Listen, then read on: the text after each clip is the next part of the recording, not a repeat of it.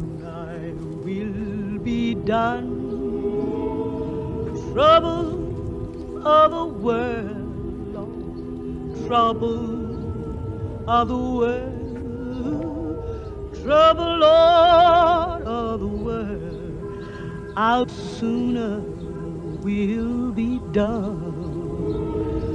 Trouble, Lord, of the world, I'm going home to live with God. No more weeping and wailing, no more weeping and wailing, no more weeping and wailing. I'm going home to live with my Lord, Lord. Sooner will be done. My trouble of this world, oh, my trouble in this world, Lord, my trouble in this world, Lord, how sooner will be done to trouble of this world.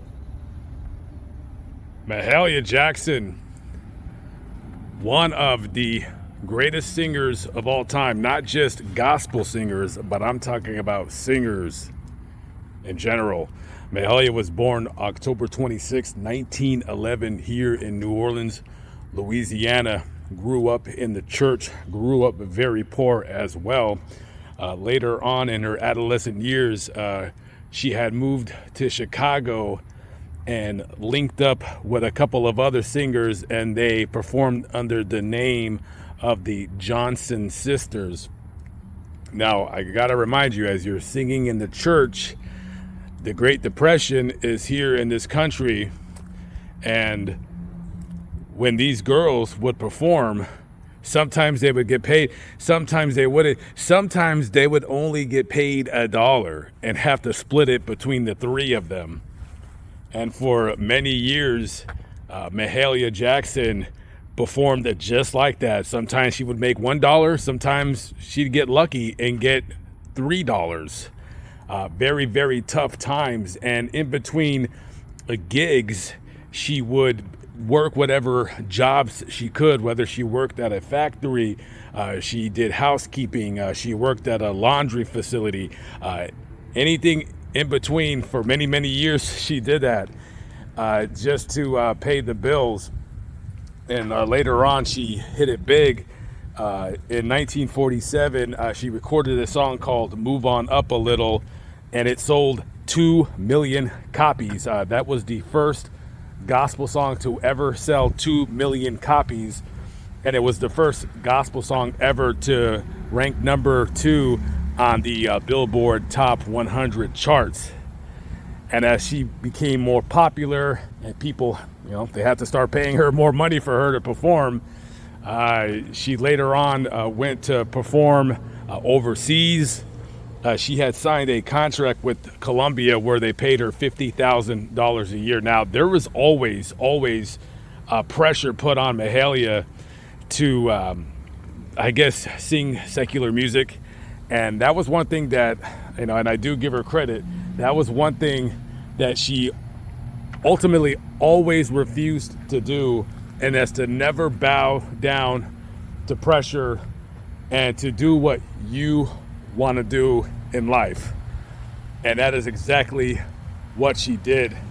To say that a woman that grew up poor, that grew up black in the South and became ultimately a success, that is a true understatement. And I've always felt, because Mahalia Jackson is a very, very talented singer, that she, I think as time goes by, that she never really got her due. And as I was leaving New Orleans, it would be impossible for me to leave this area without at least showing you guys her grave and talking a little bit about her. She was actually the first gospel artist to tour Europe, and wildly popular over there. And as she became more popular and a savvy businesswoman, here's a fun fact. I don't want to use the word fun, but she had bought a beauty salon when she was living in Chicago, when she started, getting a little bit popular, where people were paying her decent money to perform. And she had ended up buying the building where the beauty salon was located. She sang so loudly that her neighbors, even though she owned the building where she lived, or at least where she, would practice singing, her neighbors would constantly complain. So she ended up buying a house just to go ahead and have more room to, so she wouldn't disturb people. And the first day she moved into the house, somebody shot her window. So she had asked the Chicago police if they can set up patrols outside of her house, and they obliged. And for about a year, the police would patrol up and down her street. Later on, also, she had opened up a couple, or I guess you'd call it a chain of chicken dinner restaurants in that area. And here's another fun fact.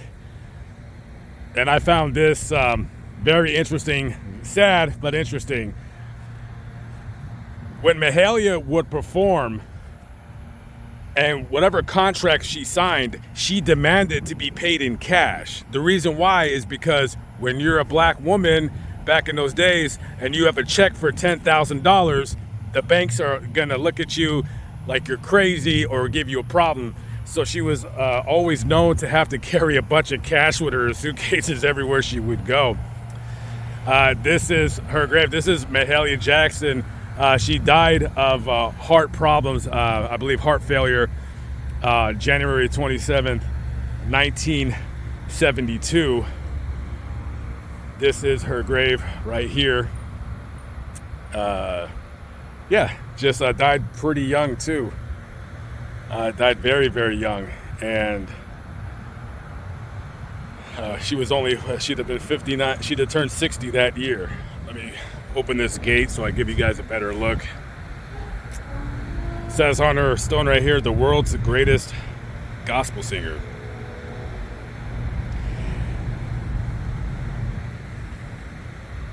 And if you're ever driving in Metairie, which is right outside of New Orleans, you're on Airline and you're passing by, that is her crypt right here. You can easily see it from the street driving by. Just wanted to stop by and pay my respects to one of the greatest singers of all time, Mahalia Jackson. God rest her soul. Okay, guys. I'll catch up with you on the next vlog. You be good out there, y'all. Peace out.